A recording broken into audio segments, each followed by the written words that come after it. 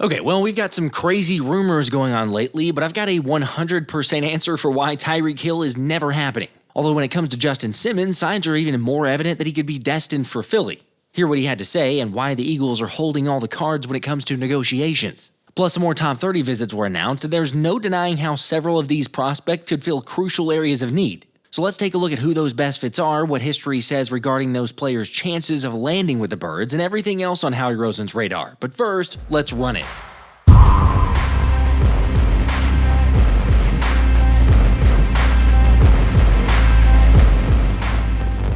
What's up, guys? Great to be back from vacation, but let me just start right off the top by dispelling this whole Tyreek Hill rumor. Granted, I know most of you probably realized right from the start how ridiculous that report was. However, I did get a few DMs about it, and there have been multiple people spreading that fake news over the last couple days. Of course, if you haven't seen this or don't know what I'm referencing, so Adam Schefter recently said on an ESPN segment that he has no clue who or what for or even when it will happen, but the Eagles will make a trade or two in the 2025 NFL Draft. Which might be the most obvious statement anyone could make about this upcoming draft and what's going to happen. I mean, seriously, Howie Roseman has made 49 trades over the last 11 years, which means on average, he's going to trade 4 to 5 times at a minimum. Heck, just last year, Philadelphia tied the NFL draft record with 8 trades in a 7-round draft. With Howie saying then, the goal was twofold. 1, to get as many of the guys we targeted on day 3 as possible, and 2, to see if we could accumulate as many picks for the future. And yeah, that's exactly what they did, since Roseman ended up coming back with a 2025 3rd, 4th, and 5th round selection. Anyway, I'll continue with the draft in a bit, but getting back to this whole Tyreek Hill rumor, it ain't happening. Look, you got guys that are locked up and just got paid contracts, plus you don't even necessarily need the talent at receiver anyway. But most importantly, even if Howie wanted to go after Hill, he's already shared an adamant stance for players with Tyreek's background and why the Birds won't ever consider them. For us, we have some objective things that I can't even overrule, and they're ours, but, for one, like, violence against women. Like, it's just not for us, right. That doesn't mean, so it's like, I won't even watch them. I don't even want to talk about it. It just is deal breakers for us. So I can't go, but he's really good and he did it 10 years ago and he learned from it. It just doesn't work for us. There you go. That should completely squash the thought of this even happening. By the way, I'm not going to get into his full background, but in case you're curious, Hill did plead guilty to choking and punching his pregnant girlfriend back in 2014 when he was at Oklahoma State. Granted, there's been several other charges over the last several years, but like I say, for those of you hoping for the Tyreek Hill rumor to be true, you're going to be sorely disappointed. Actually, much like the Chiefs when I think about it. And it turns out there will be an opportunity to see that disappointment thanks to ESPN's original series on the Kansas City Chiefs that's currently being developed. Yeah, believe it or not, ESPN got a multi-part docu-series that will explore the dynasty, they call it dynasty, I'm not calling it that was given to the unprecedented access to the team's 2024 season. It's just that unfortunately it didn't end the way the script was written. Did that go the way you thought it was going to go? Nope. Sorry, but how great is it for this thing to have been all planned out and Kansas City reached the Super Bowl just to get served one of the biggest beatdowns in NFL history? So yes, please and thank you, I'll skip to the end of this documentary and take a look at all the behind-the-scenes footage we can get from that game. I mean, come on, a lot of people are sick of the Chiefs, but you know it's saying something when you had Dallas fans that were openly cheering for the Eagles because of how sick they were of KC's dominance. A bit much, innit? Yeah, it's too far for me. I could never cheer for my bitter rival, which is probably why Justin Simmons told Kay Adams when being asked about joining the Chiefs, heck no. Saying his heart is torn because he's always been so publicly against KC, and it's because they're also a really good team. Although it's not like a true hate, he just wants to beat them. And also having been with the Broncos, that it's just ingrained in him to beat them, with the former All-Pro admitting, I want to be the team that beats them. So, like, there's really only one option. It's picked up. Hurts going deep, has a man. It is caught. Looking, firing, intercepted. 4-man rush over the middle, and it's intercepted again. The pros. Hurts lets it go, complete A.J. Brown. He's in. Holmes looking around, pressured again. The Holmes dropped again. Agger, Hurts going deep for it all. Avonte Smith. He has got it. The Eagles, though, I mean, how much does the connection with Fangio and Christian Parker, by the way, the DB's coach, how much does that help and tilt the scale a little bit? Be honest. Yeah, it really does. Like, as honest as I can be, like, I'm a lot of it too, going back to your question earlier about Atlanta, like there was a lot of new, right? There's a new system. There's a new way to do it. Like going to Philly with Vic, you know exactly what you're getting out of me. And I know exactly what I'm getting out of them because I've been in the system. I've I still have a ways to go to mastering it, but there's some things and nuances that I know that Vic likes, that I know that Christian Parker likes. And I think I could really help in that area. Obviously, then moving on from CJ and what he's poured into that city there is big shoes to fill. But I love what they have going on with Blankenship and the rest of the supporting cast there. And so I don't know. It's interesting. I'm excited to see what happens. For the record, this is now the second time that Justin Simmons has gone on publicly to talk about how great it would be to play for the Eagles, reunite with Fangio and Christian Parker. So despite the speculation and even some reports of Simmons hating Fangio's guts and not wanting to play with him again, Philadelphia is in the driver's seat here. Seriously, Simmons is now 31 years old and coming off his worst season as a pro. Now sure, it's fair that he was in a new system and the Atlanta defense had several areas that really struggled. But this is also a dude who's got to realize his market is way different than even as recent as 2 years ago. Yet like I've said before many times, if I'm Howie Roseman, I go out there and get this done. Heck, this is easily a win-win for both sides. You add a veteran presence and another leader to the defense while allowing Simmons to play on a one-year deal to try and prove he's still got something left. Honestly, the reward here far exceeds any of the potential risk you might have. And look, just like we've seen Howie bring in some vets with connections to players or coaches earlier this offseason, this is a move that simply makes too much sense. So, as I'll continue to say and believe, it's only a matter of when, not if. Think about it. Add Justin Simmons as a one-year stopgap and then draft a safety this year to learn behind him and we're golden. Or heck, we could still also have Sidney Brown take another year, learn behind Justin Simmons. Maybe he even vaults himself into that category at the midpoint of this upcoming season. Although I know that's much easier said than done, but still, for people that are concerned or panicked about the losses that the Eagles have this past season or this offseason, they're going to be fine. After all, the Eagles had one of the most productive rookie classes in the league according to several different metrics.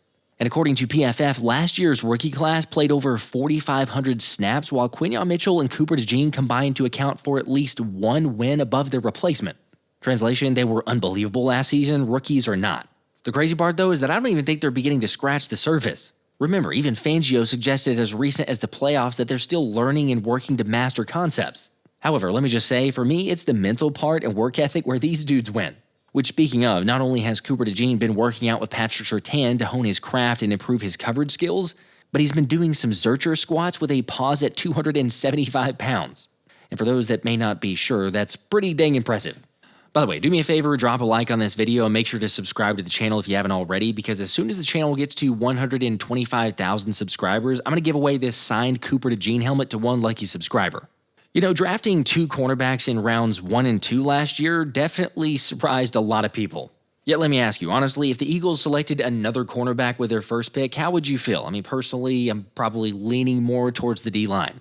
But it's not totally out of the question that they take a corner with their first selection, because the Eagles have now brought in multiple guys for top 30 visits in that category, with the highest projection there being Ole Miss's Trey Amos.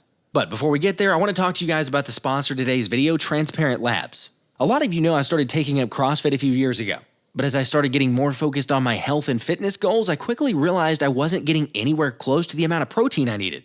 Which is why I was excited to team up with Transparent Labs on this video, because their grass-fed whey protein isolate makes it really easy to hit my protein goals in a clean and healthy way. Now for me, the most important part is that it contains no artificial sweeteners, dyes, or fillers. Plus each serving consists of 28 grams of protein sourced exclusively from grass-fed cows. Also, one thing that I learned through my research is that pure isolate allows your body to digest and absorb protein easier. Of course, for those wondering, yes, this protein tastes great, it isn't chalky, and I haven't had any digestive issues. And the best part is, this protein comes in 14 delicious natural flavors, so you can easily switch it up when you feel like having something different. So if you'd like to try Transparent Labs grass-fed protein for yourself, you can head down to the description box. Also, for a limited time, Transparent Labs is offering a free protein starter kit with every grass-fed protein subscription. In case you're wondering, the kit includes a shaker bottle as well as a variety of 5 of their top flavors so that you can, try them out single servings and figure out what your favorite is. Again, just click the link in the description or scan the QR code to get the offer while it lasts. Alright, so if you're not too sure about this dude, Amos is actually a former high school track and field standout, with a 6'1", 195-pound senior running the 100, 200, and winning the long jump state title in Louisiana. However, even with that background, at the Combine, the 23-year-old ended up as the 18th most athletic cornerback while running a 4.40 at the Combine. Which, may be a little bit underwhelming, yet even still, Amos left several scouts to say he's got an ideal blend of size, movement skills, and coverage scheme versatility. With draft analyst Lance Zierlein noting he's got CB2 as his floor with the potential to even become CB1. thanks in part to the fact that he's so versatile, yet there's no question his most consistent area is zone coverage. And honestly, that's the biggest factor for me with Amos. He is tailor-made for Vic Fangio's system. Heck, another scout put it this way, saying he does his best work in cover 3 and quarter schemes along with off-zone coverage, which, yeah, is definitely a staple of a Fangio defense. Plus, when it comes to 50-50 balls, Amos rarely gives up big plays. Of course, if we're talking about areas for improvement, it's mainly his tackling and run support that's a little bit shaky there, and then also a little bit of indecisiveness when it comes to coverage. But again, put him in with Fangio, Christian Parker, Q, and Coop, and I am definitely a fan of that option. I'm curious, though, to get your thoughts on Amos, so let me know in the comments.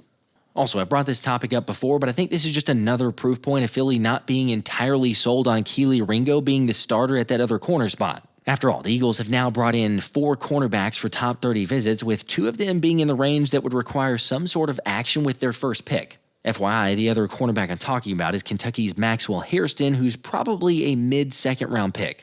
Yet with Amos likely being a late first round or early second round 2, and the Birds have picks 32 and 64, they'll either need to trade back or pick one of these guys early if they want them. Of course, there are 2 options that you don't have to necessarily draft early, and that would be Kansas State's Jacob Parrish, who's come in on a top 30 visit, and also USC's Jaylin Smith, who Jeff McClain said is also on a top 30 visit.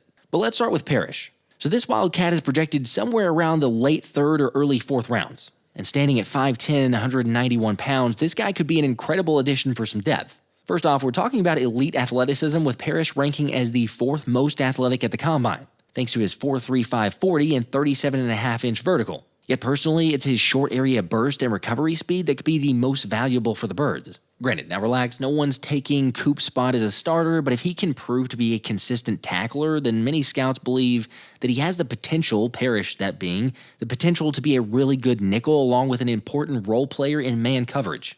I'm telling you, you watch this dude play and you can just tell the football IQ that he has. At the same time, I'm not sure he'd be my favorite pick at corner just because I'm primarily targeting someone on the outside instead of the nickel, but I wouldn't hate it. Anyway, I mentioned USC's Jaylin Smith coming in for a visit as well, but this is a guy who's probably a 6th or 7th round pick. And at 5'11", 190 pounds, he only ranked as the 27th most athletic corner at the Combine. Now, some positives are that he's played safety and nickel and even moved to the outside this past season. And he can be pretty good when it comes to press man techniques. However, as Lance Zierlein brought up, he plays with a narrow back pedal, glitchy transitions, and is sluggish from off-man coverage. I don't know, maybe he's not had the opportunity to learn one role and kind of master it, but honestly, whenever I think about it, I'm not really as high about this pick. All right, there's a lot of cornerback talk, and if you were to ask Jimmy Kempski and several others, the biggest positional need for this year's draft is the interior defensive line. Honestly, we could probably just say the D-line as a whole because my hope is to draft guys on both fronts. Yet either way, Howie's making his intentions known by a couple of the most recent visits, with South Carolina's TJ Sanders coming in for a top 30 visit. Now, I'm not going to lie, whenever I first heard this news, I immediately thought to myself, Howie is trying to find a Milton Williams replacement, and this is not a bad option. And I'd be a fan of getting Sanders because this dude is no doubt a true 3 technique, featuring quick hands, a good first step, and definitely has some agility for a guy with his size. Of course, on the negatives, he can sometimes shoot the gap too quickly and doesn't handle double teams very well. But let's be real, if Jalen Carter is here, then he won't have to worry about those too much. This is what it comes down to. He's near the very top in most all of the major grades against the run and the pass. Sure, he needs some refinement, but just about every prospect does. However, if Howie can trade back into the 2nd round and pick him up somewhere in the middle, that would be a great pick. Now, another great pick at that spot would be Nic Scourton from Texas A&M, but I don't necessarily think he's going to make it quite as far as Sanders will. By the way, the reason I bring him up is because the Eagles also brought him in on a recent top 30 visit. Now, I should mention that obviously Scourton is an edge and not an interior D-line guy, but his playing weight of 285 and being 6'3 definitely gives him some more flexibility. Plus, he'd also offer more of that power and bull rush that the Eagles will be losing in Brandon Graham. Okay, let me just stop real quick and say, for the record, because I'm sure a lot of people have said it or seen it, no, I'm not buying BG coming back to playing for Philly, at least not yet. How retired are you? I'm 90% retired.